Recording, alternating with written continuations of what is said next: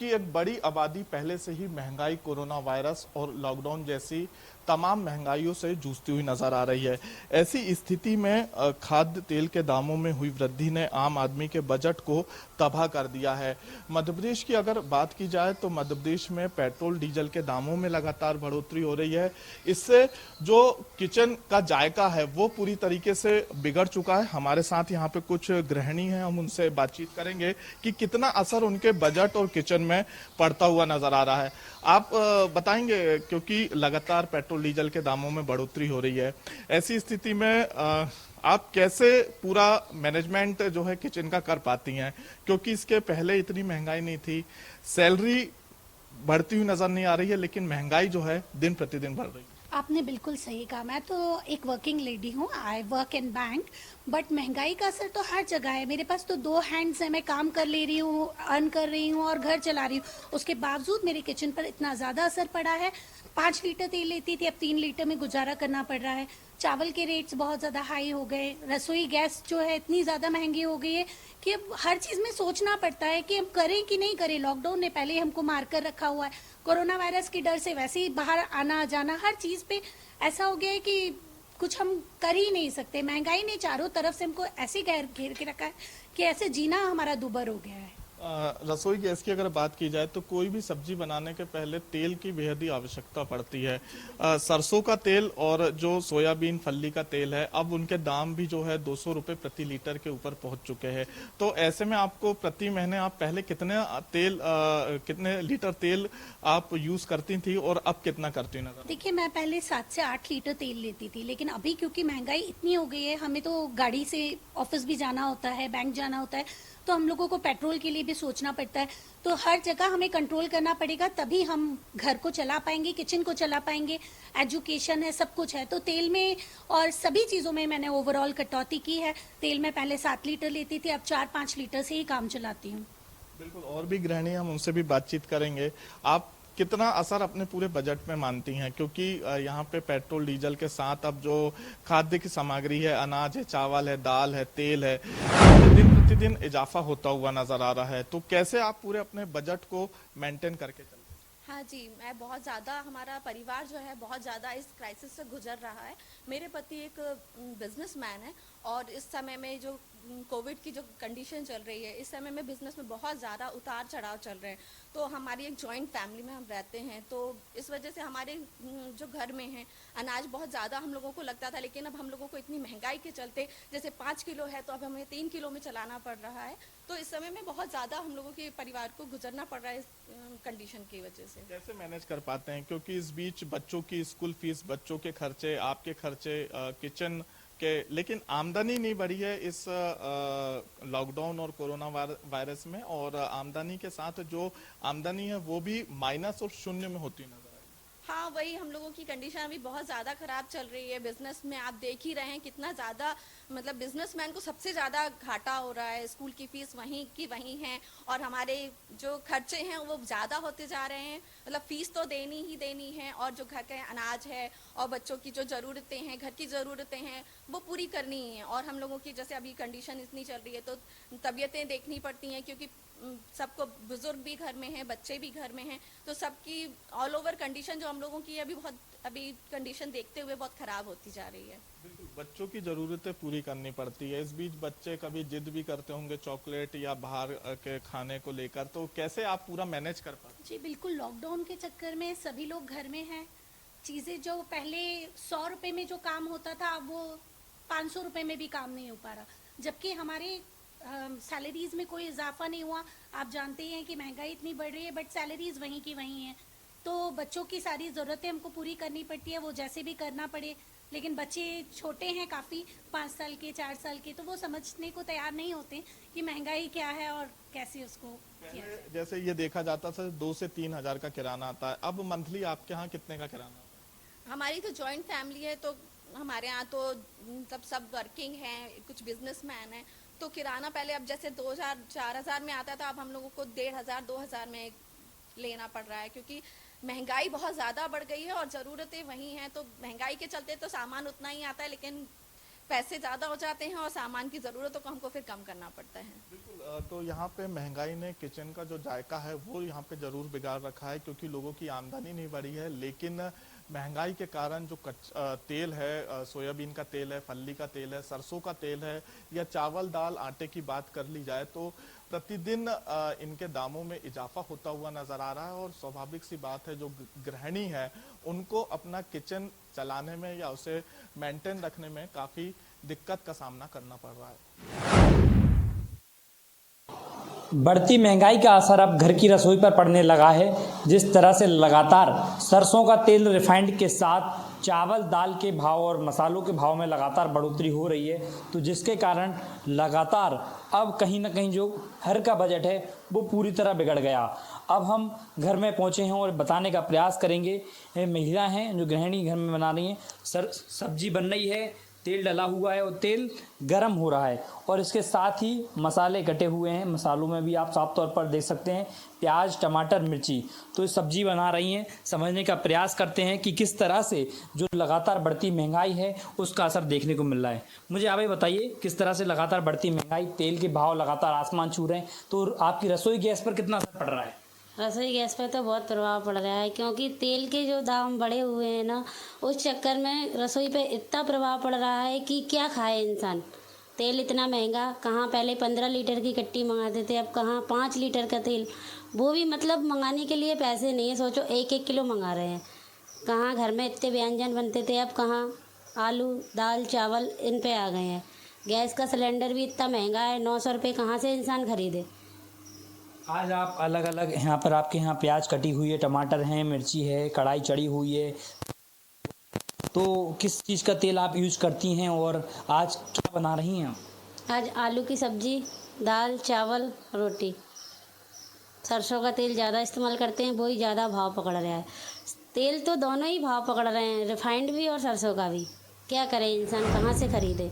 इस चीज़ पर सरकार कोई गौर ही नहीं दे रही है। एक घर का बजट बनाया जाता है, जिस तरह से आप आज मसाले सब चीज़ें बनाने में लगी हुई हैं, एक घर का बजट होता है। आपको आपके हस्बैंड एक बजट देते होंगे घर का, कि आपको इस बजट के आधार पर आपका पूरे महीने का खर्चा चलाना है, तो उस खर्चे पर, आपके उस बजट पर अब किस तरह से प्रभाव पड़ रहा है? उस बजट पे तो काफ़ी प्रभाव पड़ रहा है कि जहाँ पहले 3-4 हज़ार में पूरा बजट बन जाता था, अब तो समझो 5 हज़ार में भी बजट नहीं बन रहा। क्या करें, बजट तो पूरी तरह ख़राब है। तो बिल्कुल तेल के भाव के साथ लगातार दाल चावल और रसोई गैस की जो अन्य चीज़ें हैं, गैस सिलेंडर, सब्जियों के दामों में भी लगातार बढ़ोतरी हो रही है ना। तो आप अलग अलग व्यंजन बना रही हैं, तो पहले कितने व्यंजन बनाती थीं और अब कितना बनाना कम कर दिया है? क्योंकि बजट की आप जो बात बता रही हैं कि बजट पर काफ़ी प्रभाव पड़ रहा है, तो किस तरह की और दिक्कतें सामने आ रही हैं? दिक्कतें तो बहुत सामने आ रही हैं, क्योंकि दाम सभी के बढ़े हुए हैं। आटा, दाल, चावल, मिर्च, मसाले, सभी तरह के हर चीज़ में। सब्जियां भी इतनी महंगी है, कहाँ से खरीदे इंसान। बजट तो बहुत ज़्यादा बिगड़ गया है।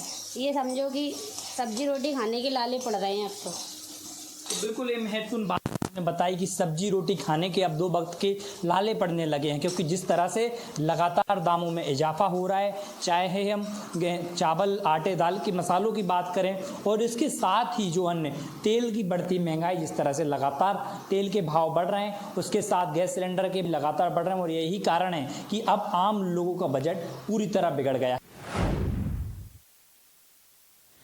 बढ़ती हुई महंगाई ने मध्यम वर्ग के परिवार पर की रसोई पर और उसकी जेब पर खासा असर डाला है।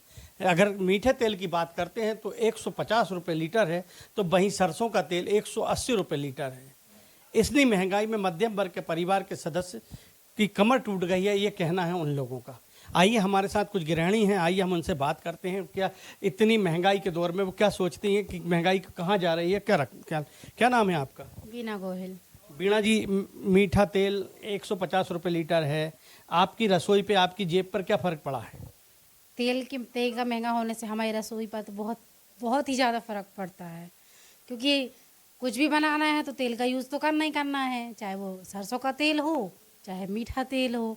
अब सब्जी बनाएंगे तो तेल की ज़रूरत तो पड़ेगी। मार्केट में लेने जाओ, पहले इतने का तेल था, 60 रुपये किलो मिलता था, फिर 80 हुआ, फिर 100 हो गया। आज कंडीशन ये है 120 रुपये किलो तेल मिल रहा हैगा। बिना तेल के आप ही बताइए कुछ बन सकता है क्या? आज की हालात में 150 रुपये लीटर है। अब ऐसे में बच्चों की पढ़ाई पे ध्यान देंगे कि रसोई पे ध्यान देंगे? देखिए ध्यान तो दोनों चीज़ों पे देना, पढ़ाई पे भी ध्यान देना है और रसोई पे भी ध्यान देना है, लेकिन अब महंगाई के कारण हर चीज़ कम करनी पड़ती है। अब पढ़ाई में कम करें या खाना में कम करते हैं तो बच्चे तो कहती हैं कि माँ मुझे ये बना के दो, माँ मुझे वो बना के दो। ये तो हमें सोचना पड़ता है। मैं तो ये मोदी से कहूँगी कि आप तो महंगाई कम करें। मोदी जी से कहेंगे कि महंगाई को कम रखें। क्या नाम है आपका? सपना कुशवाहा। सपना जी, महंगाई, मीठा तेल 150 रुपये लीटर है, सरसों तेल 180 रुपये लीटर। आप भी एक गृहिणी हैं, आप क्या चाहती हैं सरकार से, क्या उम्मीद करती हैं, कितने रुपए लीटर तेल होना चाहिए? हाँ, आज की दैनिक आवश्यकता में जीवन निर्वाह करना काफ़ी मुश्किल हो गया है। ऐसे में हर प्रकार के तेल, आपका सरसों का हो या मीठा हो या केरोसिन हो, मध्यम परिवार के लिए तो काफ़ी ज़्यादा इनके दाम बढ़ा दिए गए हैं। और ऐसे में इंसान ये नहीं डिसाइड कर पा रहा है कि मैं खाऊं क्या और बचाऊं क्या। और कोरोना काल में तो काफ़ी ज़्यादा लोगों का नुकसान हो गया, उनके पास कोई रोज़गार नहीं है, सब बेरोज़गार हो गए हैं, ना काम है ना कुछ है। तो ऐसे में क्या हालात होंगे और क्या इंसान खाएगा और क्या जीवन निर्वाह करेगा, कुछ समझ में नहीं आता है। आपकी रसोई पे कितना फ़र्क पड़ा, आपकी जेब पर कितना फ़र्क पड़ा? मेरी रसोई में पहले काफ़ी अच्छा चलता था, सब बजट में काम हो जाता था, लेकिन आज तो बहुत ज़्यादा मुश्किल हो रहा है। महीने भर भी तेल नहीं चल पाता है और ख़त्म हो जाता है। आम जिंदगी जो है, आम लोग हैं, उनकी रसोई पे खासा फर्क पड़ा है। उनके जो तेल, 1 लीटर तेल काफ़ी दिन तक चल जाता था, वो तेल अब जल्दी ख़त्म हो रहा है। और महंगाई का दौर जो है वो कम नहीं हो रहा है। महंगाई में आज जो मीठा तेल है वो 150 रुपये लीटर है और जो सरसों तेल है वो 180 रुपये है लीटर है। तो गृहिणियाँ प्रधानमंत्री नरेंद्र मोदी जी से कहना चाहती हैं कि कृपया महंगाई पे अंकुश लगाएं, मीठे तेल के दामों को कम करें, क्योंकि ये हर घर की ज़रूरत है। कोरोना का संक्रमण और पहले लॉकडाउन, फिर कोरोना कर्फ्यू आर्थिक मोर्चे पर हर किसी को परेशान किया है। ऐसे में पेट्रोल डीजल के दाम हो, घरेलू रसोई गैस सिलेंडर के दाम हो या फिर खाने का तेल, लगातार बढ़ती महंगाई ने किचन का बजट बिगाड़ दिया है। खंडवा के एक रसोई घर से हम आज आपको ये बताने की कोशिश करेंगे कि आखिर गृहिणियों पर कितना असर पड़ा है और उनका बजट कितना बिगड़ा है। ये खंडवा के किचन से हम आपको बताने की कोशिश करेंगे। आपका नाम बताइए और ये बताइए कि जब कोरोना का संक्रमण काल है और लगातार महंगाई बढ़ रही है तो किस तरह से आपका बजट बिगड़ा है? मेरा नाम रूपाली अरुण कंगराड़े। वर्तमान समय कोरोना काल का समय चल रहा है। कोरोना काल के समय गृहस्थी से संबंधित प्रत्येक चीज के दाम प्रतिदिन बढ़ते जा रहे हैं। जहां गैस सिलेंडर के दाम बढ़ चुके हैं, उसके ऊपर सरकार ने सब्सिडी भी बंद कर दी है। रसोई में इस्तेमाल होने वाले तेल के दाम आसमान छू रहे हैं। इस समय कोरोना काल में जहां लोगों के पास व्यवसाय नहीं है, जो लोग अपनी नौकरियां छोड़कर बैठे हैं, ऊपर से बढ़ती हुई महंगाई आसमान छू रही है। इस महंगाई ने हमारी कमर तोड़ कर रख दी है। ये तो वही बात हुई, आमदनी अठन्नी और खर्चा रुपया। तो आमदनी अठन्नी और खर्चा रुपया है। थोड़ा सा ये सरकार से क्या मांग करना चाहेंगे इस दौर में जब आप लगातार महंगाई से जूझ रहे हैं, किचन का बजट भी बिगड़ा है, तो सरकार को क्या कहना चाहेंगे हर एक गृहिणी आप का प्रतिनिधित्व करते हुए? सरकार से मेरा यही निवेदन है कि कोरोना काल में गृहस्थी को देखते हुए जो चीजों के दाम बढ़ते जा रहे हैं उन पर लगाम लगाई जाए, ताकि हम गृहस्थियों की कमर न टूट सके। तो ये खंडवा के एक रसोई घर से हम आपको बताने की कोशिश कर रहे हैं कि कितना प्रभाव कोरोना के संक्रमण काल में महंगाई की वजह से पड़ा है। सरकार से मांग की जा रही है कि उस तरफ ध्यान दिया जाए। अनलॉक के बाद जिंदगियां धीरे धीरे पटरी पर आ रही हैं। कोरोना की दूसरी लहर जो है उससे देश प्रदेश बुरी तरह जूझा है। इसके बाद अब जो है आम जिंदगियां जो हैं वो नॉर्मल होती नज़र आ रही हैं। लोग इस जद्दोजहद में भी हैं, लेकिन इन पर जो सबसे बड़ी परेशानी है वो है महंगाई का बोझ। लगातार जो है महंगाई आसमान छू रही है। खाने की वस्तुओं की बात करें, मीठे तेल की बात करें, सरसों के तेल की बात करें तो लगातार दुगने दामों में बिक रहा है। सरसों का तेल 190 रुपये बिक रहा है। वहीं जो सबसे ज़्यादा छिंदवाड़ा ज़िले और आसपास के क्षेत्रों में सोयाबीन तेल की जो खपत होती है वो तेल जो है वो 140-150 रुपये लीटर बिक रहा है, जिसकी कीमत कुछ दिनों पहले 80 रुपये 90 रुपये लीटर थी। तो ये सीधा सीधा बोझ जो है वो आम इंसान के ऊपर पड़ा है। हम इस वक्त एक रसोई घर में एक महिला के साथ मौजूद हैं। उनसे जानते हैं कि कितनी मुश्किल उन पर पड़ी है, कितनी परेशानियों का सामना इन दाम बढ़ने से, इस महंगाई बढ़ने से उनको करना पड़ रहा है। ये बताइए कि जो लगातार महंगाई बढ़ रही है, सरसों के तेल के, मीठे तेल के दाम जो बढ़ रहे हैं, इससे कितना फ़र्क आप लोगों के ऊपर पड़ रहा है? नहीं, फ़र्क तो बहुत पड़ रहा है। 2 महीने से लॉकडाउन था और मैं एक वर्किंग महिला हूँ, तो अपनी जो जमा पूंजी से उससे निकाल के घर का खर्च चला रही हूँ। और महंगाई तो इतनी हो गई है कि सरसों का तेल ये सब बहुत ज़्यादा महंगे हो गए हैं, जिससे बहुत प्रॉब्लम हो रही है। तो फिर कुछ कटौती करती हैं आप? जी, बहुत करना पड़ रहा है और इससे बहुत परेशानी भी हो रही है। क्या कहना चाहेंगे? सरकार को कुछ करना चाहिए इसके लिए, तो महंगाई कम करने के लिए।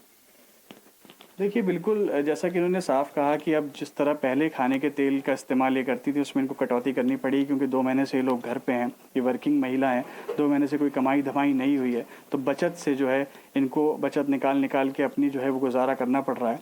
तो ये तमाम मुसीबतें जो हैं लोगों के ऊपर महंगाई बढ़ने से आ रही हैं, परेशानियों को लोगों को सामने करना पड़ रहा है। क्रिकेट मैदान में आपने अक्सर खिलाड़ियों को शतक लगाते हुए देखा होगा, लेकिन इस कोरोना संकट काल में जहां आम आदमी की आमदनी शून्य हो चुकी है, वहीं पेट्रोल के दाम, डीजल के दामों में लगातार उछाल होता हुआ नजर आ रहा है। आज की अगर बात की जाए तो पेट्रोल के जो दाम है 103 रुपये प्रति लीटर है, वहीं डीजल 94.50 है। लगातार पेट्रोल और डीजल के मूल्यों में जो वृद्धि हो रही है, उसकी वजह से आम जनता को काफ़ी यहाँ पे परेशानी का सामना करना पड़ रहा है। और सीधे तौर पे हमारे साथ कुछ स्टूडेंट भी हैं, बच्चे, हम उनसे बातचीत करें। बेटा, कितना असर देखने को मिल रहा है लगातार पेट्रोल डीजल के दामों में? बहुत ज़्यादा। अभी तो 80 था, 85 हुआ, 90 हुआ, अब 100 हो गया, 103 हो गया।